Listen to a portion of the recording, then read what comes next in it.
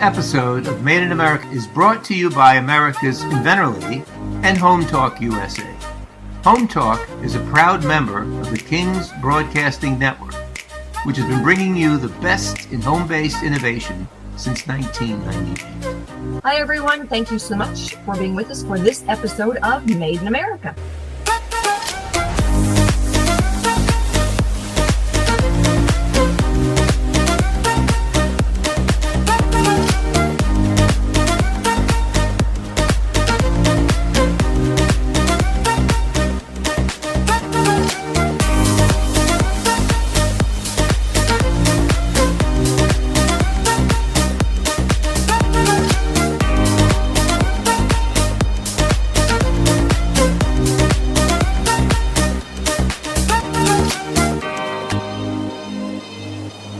And thank you so much for being with us for this episode of Made in America, where we focus on all of the products and all of the stories of those wonderful Americans who manufacture right here in the good old USA.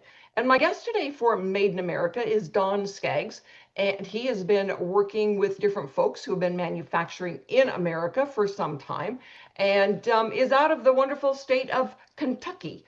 And you know what? In Kentucky, they know how to make stuff. I think they know how to do. They know how to make stuff in a lot of the states. But you know, you're my guest, so we're talking about you and Kentucky. So tell us about some of the products that you know are made in America. Well, actually, right here in our building, we've got one, and we have a lot of our folks that'll actually work out of our building, and one of those is Bennett Gatto, and he has a company that is went through some pivots and movements and changes, and he's rebranded recently, and his company is now called Kenovate. And he came up with, it was originally called Balance Breeze, which actually I love that as well, but he is a physical therapist, and he had these patients that kept falling, elderly patients, and they just couldn't stand, they couldn't keep their balance. They would walk, they'd fall several times a day. Every time he was with these folks, they would they'd be fine. He'd say, okay, walk, stand with a wider stance, and walk like John Wayne, and you're fine. And there were, and then he'd leave, they'd forget that, and then they'd fall again.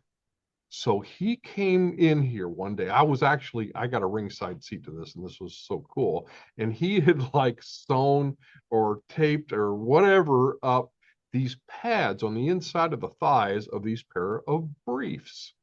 And guess what? He had his patients walk around in these god awful ugly things that glue sticks and duct tape kind of thing, but it worked. And he said, they're not falling. I leave and they're not falling at all. And so he said, well, that's great. Okay, let's go down to a seamstress. And there was like these two Russian sisters, or Ukrainian sisters, I think. And they were like making, like 20 pairs up for him. And that worked okay, but that had its limits. And he tested his market. He went to the Kentucky State Fair. He was selling them, and he said, I've got to have these made in mass. And we found this great company right here in Kentucky. It's called Stitch Kentucky, right here in Liberty, Kentucky. And they were doing all kinds of things. They were doing something for another inventor up near Cincinnati called the Bandy Belt. And they were just doing these great things, but she was hiding in plain sight. I mean, it's like you really had to find and look and dig and figure out, okay, hey, this person's here and they're doing stuff. Could he have sent this all off overseas? Yeah. Would it have been a nightmare logistically? You typically always is. You've got a language barrier, you're shipping it, thousands of miles. And guess what? When he had an issue or he had a problem he needed to work out, this place is an hour away from this building. And guess what? He could load up samples in the car and go back and say, hey, Stacy, this is almost right here. Let's just tweak this one thing. And now she's making it perfect. And it worked great. So and we've had these Stacy people on. are out there. Yeah, we've had Stacy on the show. Yes. Made in America. She's been on the show. She's talked about what they're doing there. She's wonderful. I've sent inventors to her when they've had a textile product. And she is so wonderful, and she's an inventor herself, so she Yes. knows she She knows the is. roller coaster ride. She's And even the manufacturing issues of trying to do something that is made in America, and exactly. all of the parts, the policies, the issues of manufacturing right here in America. And for some folks that are, they go into manufacturing mode, being able to get to the plant where it's being made is critical. I know I used to have people say, well, I'm going to China to see, about the manufacturing. It's like, call a travel agent, go on vacation, get somebody here who knows what they're doing. Yeah, I mean, yeah, why? There's so many resources right here in America that, and a lot of times people aren't really truly counting the cost because you've got the distance, and then there's all of these uncounted costs of time and expense and lost opportunity because it wasn't right, or they made a whole bunch, maybe the first article, well, the first one they make as a sample that they send back over to you. Oh, that looks great. And then they go do a big production run and they're horrific. Yeah. It's like we can't even use these. So I have we're, a gentleman in Colorado who had gone, he figured, well, my only option is to manufacture in China. The failure rate was so high that by yes. the time he took out the ones that had failed, and he couldn't ship them back, Yeah. they don't fix what's wrong. And so by the time he took out what was all of the bad parts, it cost him less to manufacture them here in America than it Hmm. did to go overseas. So he goes, I Absolutely. just brought all the manufacturing back, and he's been manufacturing his product in California for a decade now. Yeah, and those relationships that you build here, if it's in your home state, that's great. If it's just somewhere you can go to, somewhere you can talk to, they're here in America, and it really changes the relationship of being close, that closeness. And you're not having to ship it, thousands and thousands of miles. A lot of people don't, even big companies, they really don't calculate this. I talked to an industry expert about this one time, and he's like all fired. Let's bring manufacturing back here. And he was even going on and on about, he said, even these large companies don't realize all the hidden costs of doing things overseas.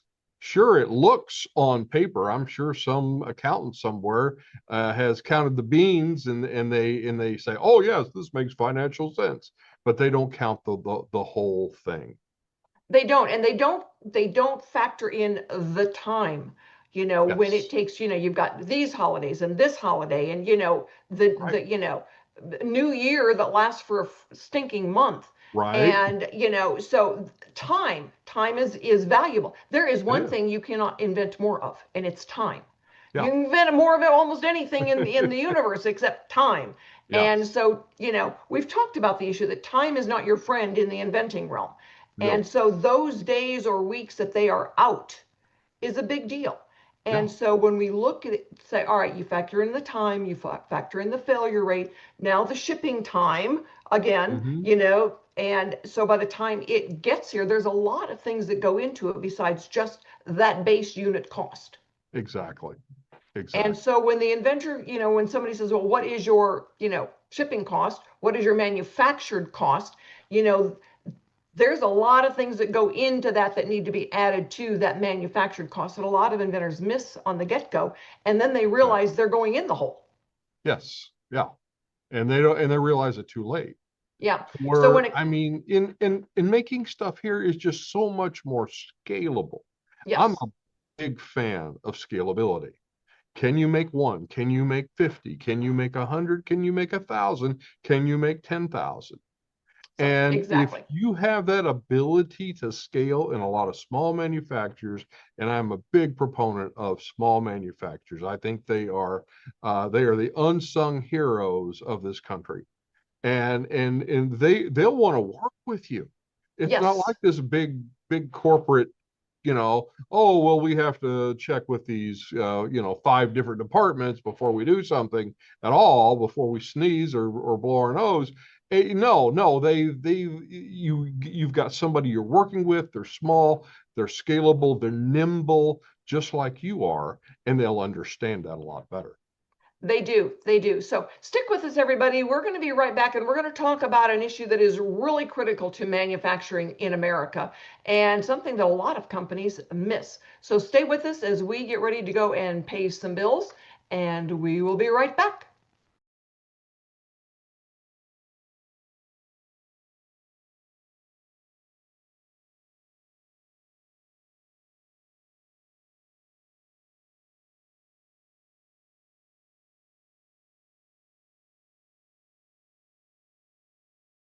And thank you so much for being with us for this episode of Made in America. And we love to talk about products that are made right in our own backyard.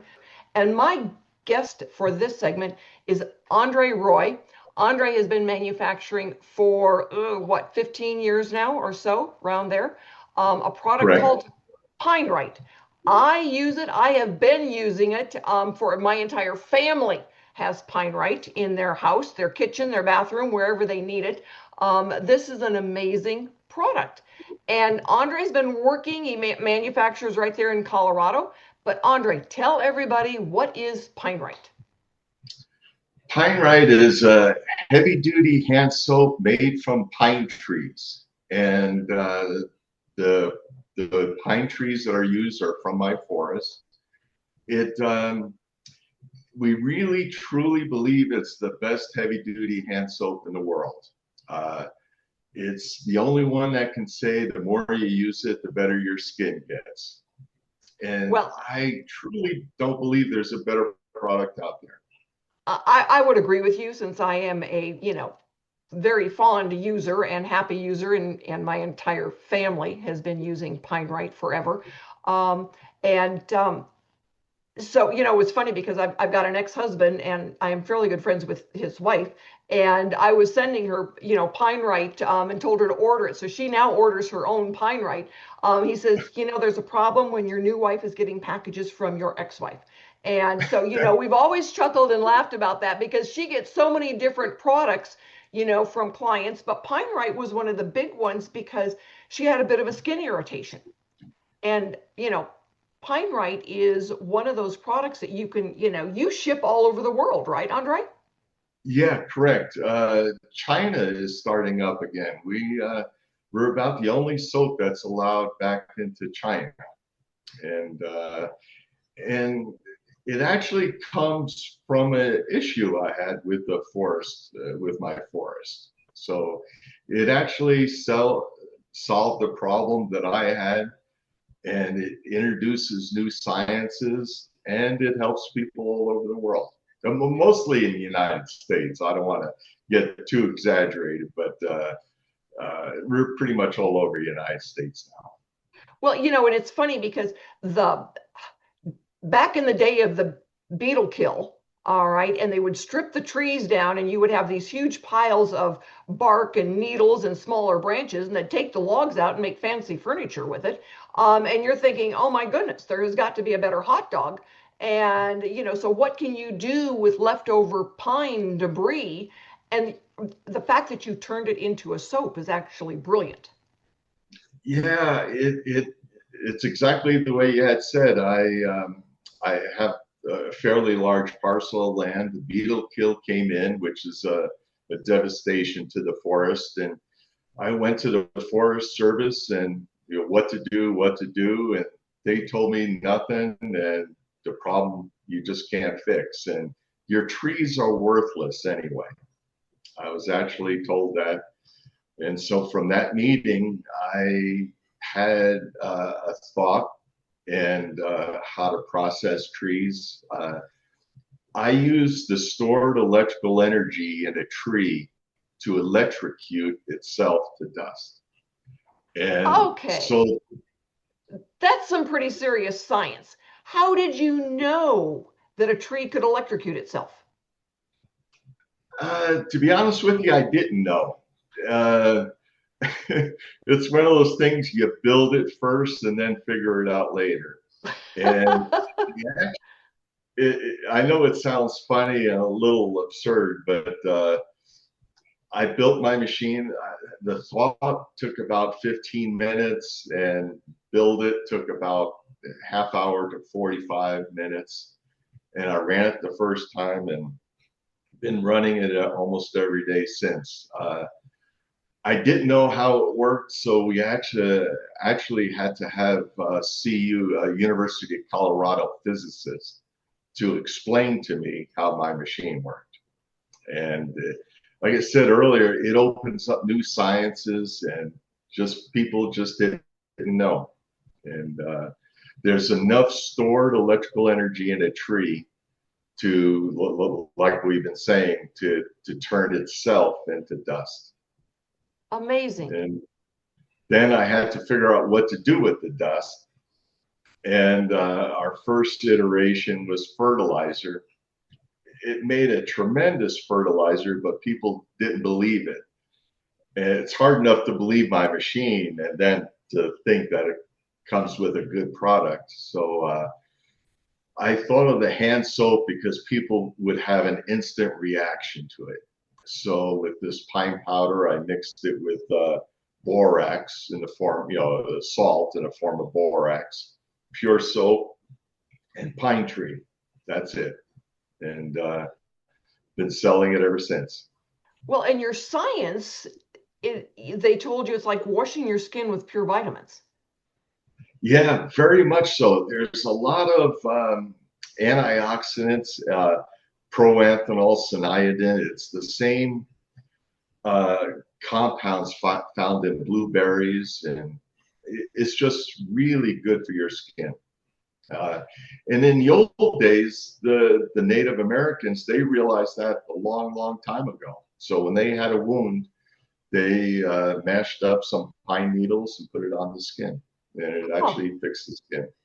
Wow. Yeah, I have an issue with the FDA. I have to be careful what I say, but I understand. I shouldn't be saying that, it's like an exfoliant for your face, ladies, and it's the cheapest facial you're going to get. I didn't really say that, but hey, keep it in your shower because you'll learn to appreciate it.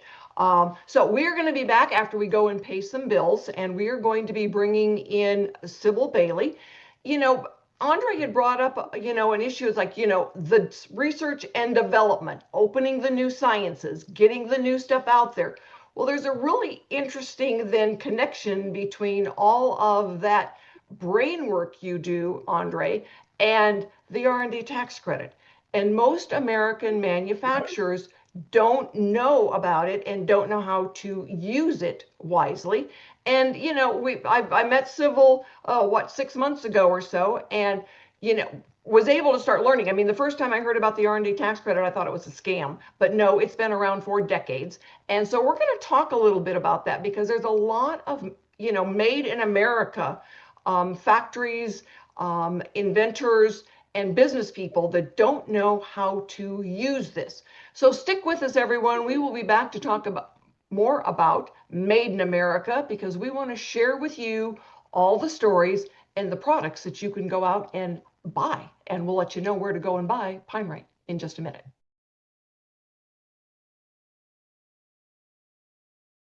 Hello, everyone, and thank you so much for being with us for this segment of Made in America. And we want to let all of you know, all right, about these wonderful products that are made right in your own backyard. And a lot of them are available at the madeinamericastore.com. It is a vacation destination, just in case you need to go shopping on vacation. Made in America store has got, feet on the ground in New York. But the PineRite has been sold there. Andre, you said you've been selling on the madeinamericastore.com website for about 5 years. And what really impressed me about them is I had to prove that every element and even all the packaging was made in the US. So when you sell to them, you actually have to prove that it's all made in America, which I find really neat. It is. It's a, wonderful how they double check everything. So it's not a They matter of certainly just, do. you can't just put it on the package. They double check. Yep, I think that's wonderful. So, and for a lot of folks, it's like, well, you go into different places and, you might read a label, but it doesn't mean that the retailer has double checked all of that. And so we're very pleased to know that the Made in America store.com really does double check all of that. Correct. You've got to show them proof. So, and a lot of manufacturers and, the folks who are making it, there's a difference between the manufacturer and then the company that is having it made. They're not always the same. Sometimes there's, a little bit of a, swing in there. But you actually manufacture your own product. You go out to your warehouse and you watch it be done. Correct, Andre? Very, very much so. And there even are trees. Yeah, there are your trees. So when you are, going through this, and I know you told me you've got a new product that's in development, you are constantly watching, doing the research and development as you improve your product. Very much so. Well, it's very simple concept. The more you have to sell, the more you sell. So we're always trying to find different things. We've more than experimented with lotion, with our pine oil. We actually turned trees into a pine oil, and that's been real successful. So growth in a company, you have to have new items. It teaches you, it teaches the customers, and it keeps you in better shape financially. So it's a win-win. I would like to introduce you to Sybil Bailey. She is our R&D tax credit specialist. And, as you're going through, your production and, you're making the next new product, understanding that, hey, that R&D tax credit out there is something that you as a manufacturer feet on the ground in America can use to your advantage. So, Sybil, thank you for being with us today. It's nice to have you. Yeah, nice to be here again. So, how can a manufacturer like Andre take advantage of the R&D tax credit? Yeah, so the R&D tax credit, it's a super powerful incentive that the government basically put in place to create more innovation and growth within the United States. So you guys were kind of talking on all the points. This is going to be for those folks that have employees or contractors that are sitting in the US doing the research work within the United States. And in doing so, can receive a dollar for dollar reduction on your company's tax liability. So a nice little tax credit at the end of the day for keeping that innovation within the United States. You were kind of talking on some of the points, Andre, that the government really wants to see, the IRS wants to see to ensure that a company is eligible for the credit. So one, there must be a permitted purpose. So that activity that you're doing or creating or improving a new product must be established. You must go through that elimination of uncertainty, which hearing of your story of how you kind of came to the product that you now have, it definitely sounds like you walked through some of those uncertainties. 3, it must be technological in nature. So it must be based on a hard science. And then 4, you must go through that process of experimentation. So at least for your company, it sounds like you're checking all those boxes pretty easily. Yeah, the products that you brought to market. So, Sybil, how far back could Andre go to take advantage of that credit? Yeah, so there's a 3-year moving window. So if you haven't ever claimed the credit, now's a great time to jump on it, but you can look back up to 3 years and also claim the credit for those 3 prior years if you haven't claimed it. You can use all those credits against your income tax liability. So, great. Andre, do you have a question for Sybil? When you talk about R&D, a lot of times you're selling a product at the same time.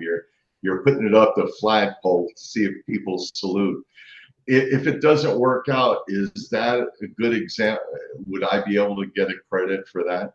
Yeah, that's a perfect example. So, like I mentioned, they want to see that you went through that elimination of uncertainty and that process of experimentation process. So, even if there are products that you weren't able to get to market, as long as they're a part of that roadmap of getting to that final product that you ended up with, there's definitely some qualification there. And our team would be happy to kind of walk through those details with you. But it definitely, a finished product is not the only product that we'll be able to kind of look into. Great, great. So I think, when I first found out about it, and I've learned a lot since then, I know just enough about the R&D tax credit to not try to answer any questions, but to call Sybil. Because, that's, it's like practicing law without a license. You do not practice tax without a license. And, or at least not without some know-how, because it is complicated. And, it's been around for a long time, but it is still complicated and there's lots you need to do. So for the folks that are licensing, all right, and it's being manufactured someplace else, they don't have the same advantage that Andre does, where he's manufacturing, right in his own backyard and, constantly fine tuning the product. Yeah, that's important, the fine tuning and just experimenting with different soaps, let's say, as an example, made in the U.S. Sometimes it works, sometimes it doesn't. When it doesn't, you lose a little money. And that would be probably a good example of the tax credit. Yep, that's a perfect example. Yeah, the government wants to see it wasn't a super clear paved path, that you had to go through some of those trials to get to where you got to in the end, and they understand it's a financial risk in addition to kind of the other work that you're going to be doing to get that product to market. So that's kind of where the credit was first established, is to kind of give a little bit of a kickback for continuing that innovation within the US and keeping those employees within the United States as well. So when somebody first said it to me, it's like, I didn't invent, a new electric car. And so I think it's really important. It's like, all right, you don't have something that's super high tech. You're not flashing off into space, or driving a new electric car. But the research and development that you guys are talking about and the science can be on a product like a new soap, new lotion, those types of things, as long as there are certain factors in place. So we're going to be right back. We've got to, go off and pay some bills, but we will be right back with another segment of Made in America, because you know what? There's an advantage to making in America right now, and it's called the R&D tax credit. We'll be right back.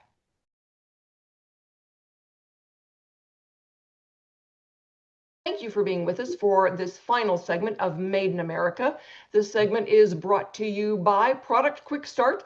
They do a lot of the different manufacturers prototyping, teeing up for manufacturing in America or any place else that makes the most sense for the cost of the product. Noah McNeely is our man for manufacturing. And we have got two guests right now. We've got Sybil Bailey with the our R&D tax credit specialist, although that's not the name of the company, that's the name of the program, and Andre Roy, the inventor of PineRite, which is the most amazing soap I've ever used in my life. And my entire family always gets it in, their Christmas stocking. So the R&D tax credit, Sybil, the company, give us the company name. Yeah, so we're Arvo Tech. And we previously were known as Claris R&D, but have had some recent company changes, so kind of getting back to our roots, and we're now under Arvo Tech. So that's the name you're going to see us by moving forward.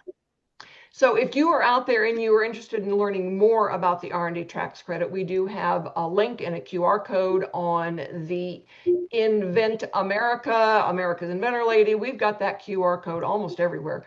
And it will take you directly to the page for this early phase of, learning more about that R&D tax credit. And Andre, as you've gone through now over the years of research and development, how many different products do you actually have in the marketplace? 4. We have 4. That includes the different sizes. We have a bar soap made from pine trees. We have the pine oil, and we have probably the best soap in the world, Katie PineRite, for the ladies, and then the regular PineRite. And I do have a question for Sybil.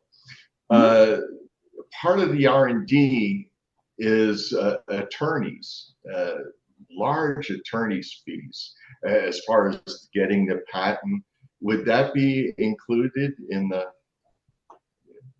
So unfortunately, those fees aren't going to be captured. The main areas that are going to be captured for the calculation are going to be Box 1 W-2 wages for US-based employees, contracting expenses for US-based contractors, and supplies that were consumed or destroyed during the R&D process. So adding those three areas, the three buckets up, the credit will roughly be 7 to 10% of those qualified research expenditures.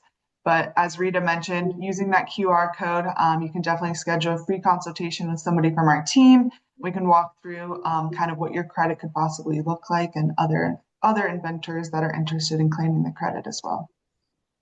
Great.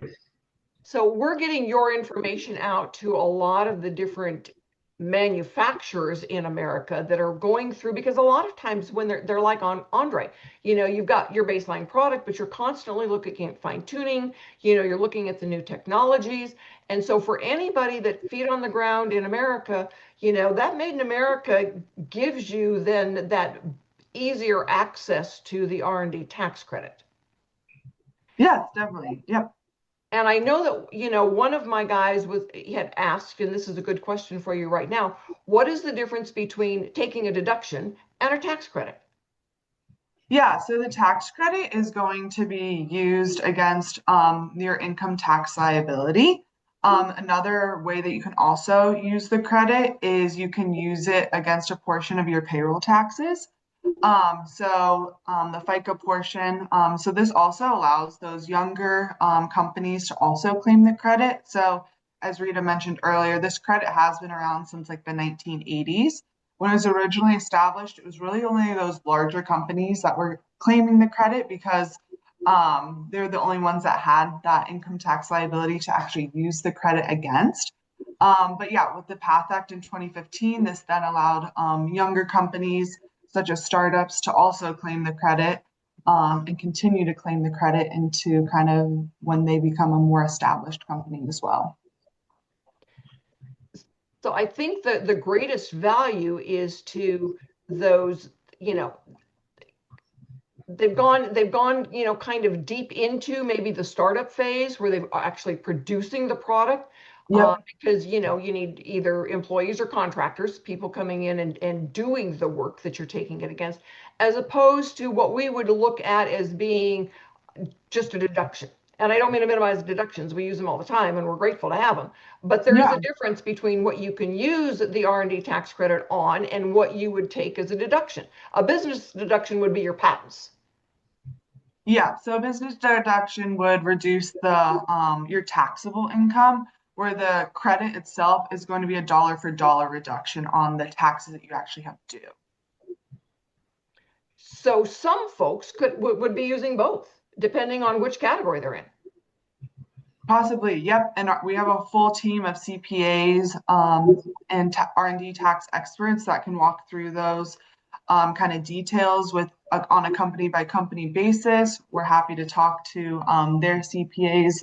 We really want to just make sure everybody's understands the credit that could possibly be claimed, and then also make sure they're using it properly. So I think one of the advantages, especially for you, Andre, is the fact that you can go back now for 3 years. And yeah, I got to give Sybil a call. Yeah, definitely. We could very much take advantage of that, and it's there for a good purpose. So it makes sense. Yeah, it's made for companies like yours, and we'd be happy to have that conversation. So that'll be excellent. And as I've gotten to know more about it, it definitely helps more for the folks that are getting their product out there and into the marketplace, as opposed to somebody saying, oh, gee, let's go manufacture this. and they're just getting started because they haven't done the research and development for, what, 12 years, Andre, that you've been doing it? Yeah, a little more than that. The invention itself, the first iteration was about 15 years.